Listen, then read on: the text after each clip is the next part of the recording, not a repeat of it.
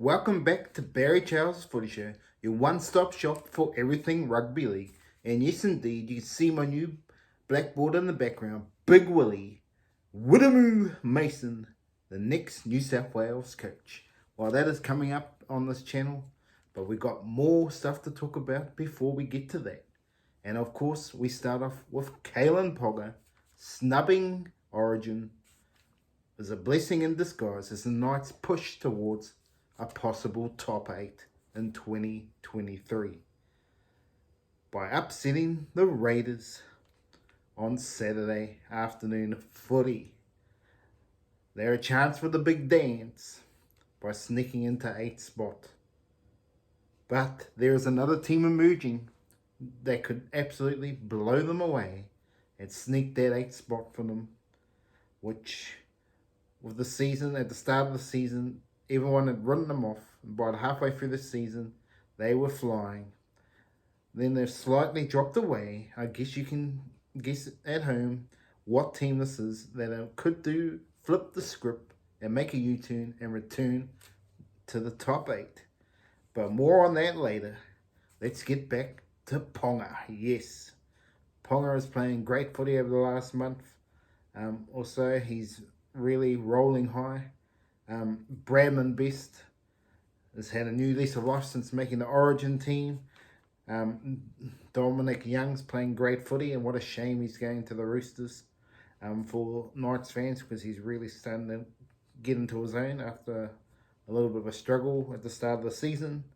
And Jackson Hastings, you could argue he's one of the buys of the year if they can make the top 8. The top 8, his calmness has been much needed for the Knights. Something that you wouldn't expect from Jackson Hastings. But getting back to Ponga, he will never play in the number 6 jersey again in the rest of his career. I'm telling you now. Just play fullback, mate, because you're excellent at it. Don't worry about anything else. And you could argue he's in the top 3 NRL fullbacks in the competition right now, and that is excluding James Tedesco. Yes, you heard it here first. I think if you're looking at the top fullbacks in the game right now, Reece Walsh, Latrell Mitchell, and Kalyn Ponga. They're the top 3. And then you have James Tedesco, who's dropped down the pecking order. He's still a talented player, don't get me wrong, but just not as elite as he used to be. Obviously, when you play for Australia, you got a lot of other good players around him that sort of helps Tedesco's game, but I think he has been surpassed as the best fullback in the game right here, right now. And you look at how much talent there is at fullback with the likes of Dylan Edwards, Clint Gutherson, Charles Nicholl-Klokstad, Nick Meaney. The list just goes on and on and on of star players that could easily play fullback for Australia. And that's excluding the likes of Ryan Papenhuyzen, who's about to return. As well as, you could even add Jareem Buller to that list. He's playing beautiful football. And, of course, Scott Drinkwater's playing great footy for the Cowboys. So there's a lot of talent out there. And that's leaving out some other talent. There's no doubt at the moment NRL's best position in terms of talent is fullback right here, right now in the footy. And you also got players like Joseph Manu and Joseph Suolihi at the Roosters who play fullback for their country but can't get the gig in. So there is so much talent out there. And you add Roger Tuivasa-Sheck next year. Oh, how much talent is there in the NRL? It's absolutely staggering in terms of fullbacks. It's mouth-watering stuff, that's all I can say. And they're going to be key to winning the premiership this year, mark my words. The Knights are a big hope of making the top 8 for you Knights fans out there. And it will be on the back of Ponga and Jackson Hastings. They will be the two. I respect Ponga for not taking the jumper. I might have switched my tune on some of my videos before. He did the right thing for himself, and he's playing very good football. And Jackson Hastings, I believe, is the big question why West Tigers have imploded in 2023, because half the playing group still want them there. And you can see that John Bateman clearly didn't want to play for Tigers with Jackson Hastings there, so he had to go. And if you look at the ladder and who was the better buy, I think it was all for everyone to see that Jackson Hastings was the better buy out of the two. Even though John Bateman's a good player, don't get me wrong, but he hasn't delivered on the footy field. But there is a shock contender for the 8th spot on the ladder. And yes, you would have already guessed it, Redcliffe Dolphins. Yes, the Dolphins. I have to say that this is one thing I don't like about the NRL. They just called this team the Dolphins. They are a team town for Redcliffe. They've got proud history. They should be called the Redcliffe Dolphins. Change the name. Don't just make it a whole north of Brisbane, all this sort of stuff. It's absolutely crazy. They should be called Redcliffe Dolphins. Dolphins can make a statement in the game against the Bulldogs today. I absolutely think you're going to see a big game. And they got a draw that gives them a chance of making the top 8. A lot of things have to go their way and they have to really get on a roll. But they do have a few home games against the tougher teams that could help them make the top 8 and flip this whole competition upside down by sneaking into the 8. There is a possibility, and it will all come down to the final round of football if they are to get that far. With obviously the Knights being the other team, I think one of these two will make the 8. More likely the Knights, but there's a possibility the Dolphins could sneak in if everything goes their way. And if you look at their draw, they have to beat the Roosters away, which they could knock their season out there, but it's a winnable game. The Tigers away, a game they should win. And then their last 2 games at home could be the difference of them making the 8 or not. The Cowboys and the Warriors. 2 home games to finish the season. If they're still in the hunt, they've got an opportunity to make it. But it'll all come down to next week's game against the Knights. Whoever wins this game will possibly be the team that gets 8th. There is still a possibility both these teams will miss the 8th, but whoever wins this game will have a chance of making the top 8. They lose, just about game over. Knights could probably maybe just sneak in if they lose, but it'll be very hard. It's a big game next week for these two clubs. If the Dolphins get it done by the Bulldogs, which they should, it's going to be a big game next week for both their seasons on who is going to be in the top 8. And what does that mean for the teams that are in the top 8 currently or starting to slip out? The Sharkies. With their run home, I can only see them winning one more game. It'll be a miracle if they win any more than that. They're going to have to win 2 or 3 on the way home to make the finals. I just don't see it happening. They have imploded, and probably question marks whether they should have dropped more on them, even though they're defensively not going well. There was the question. Brandon Trindle has not stepped up to the mark. His defense has been absolutely out of sync. Big pressure on the Sharkies on where they go now with their selections. Parramatta, I think they're done.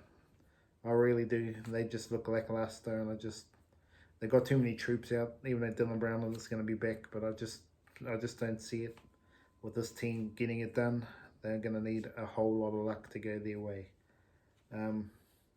They've got a chance. I mean, the Dragons and Roosters are games they can win, but they're probably going to have to win one more to make the 8, and I just don't think they can do it. Broncos and Panthers, to me, they got no chance of beating them.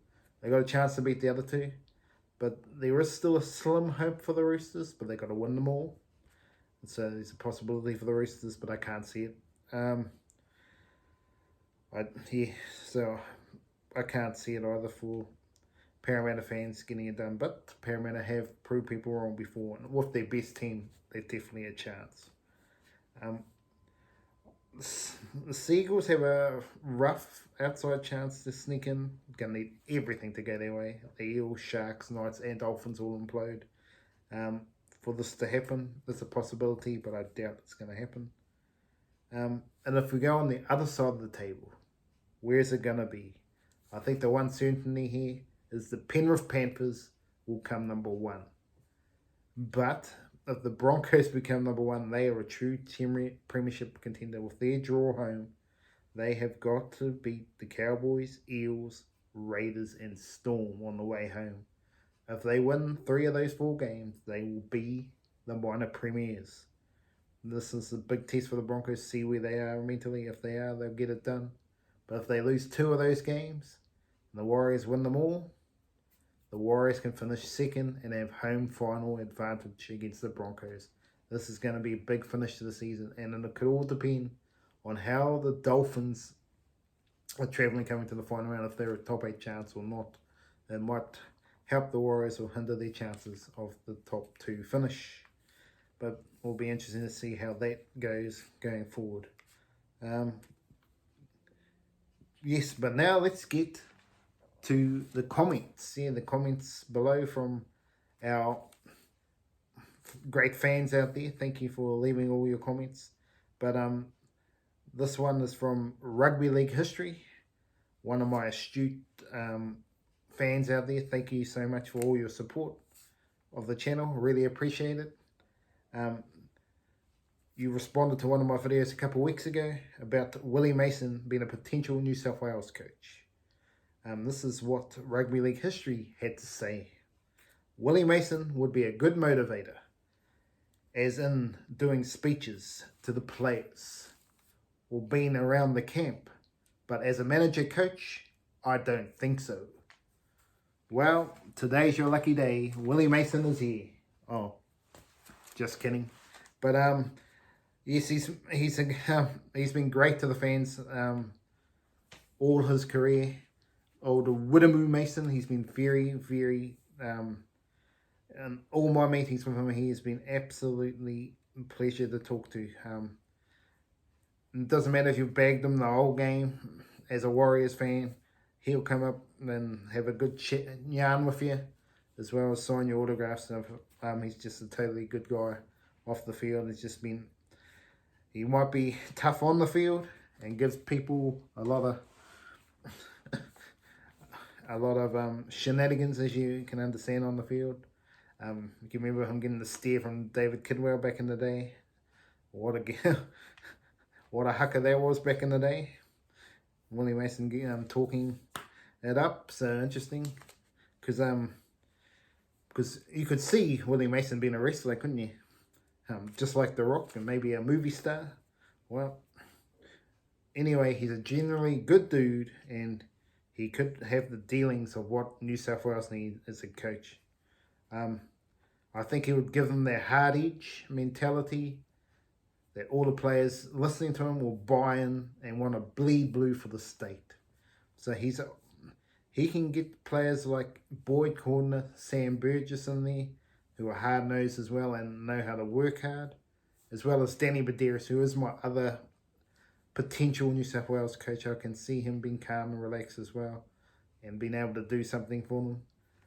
I think if you get that sort of group around with the likes of head coach like Ivan Cleary, Craig Bellamy, Ricky Stewart, Gus Gould, people that bounce ideas off, would really help New South Wales deliver a good team.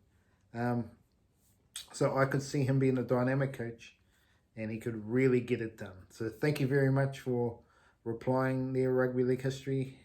And that's just my little bit of a rebuttal about the possibility of what Willie Mason could bring to the Blues. I think maybe Mark O'Mealy will make a return as well, as he's also helping out at the Dogs, as Willie Mason is learning this year about how the players go up and down. I think he can bring the good balance of bringing their hard edge, as well as helping out the youth as well. I think he's very much origin coach material. He might be a left field option for some, but I think he could be exactly what New South Wales need. Because we all know the passion that he's got. He doesn't take a step back, and that's what New South Wales players need to do against the Queenslanders, and really put this. So watch this space, and we'll see who becomes the next New South Wales coach if they don't re-sign Fittler, which seems like a long stretch for mine. But anyway, thanks for joining me on the Barry Charles Footy Show. Remember to like and subscribe, leave comments, and I will see you at the next video. Have a great day out there.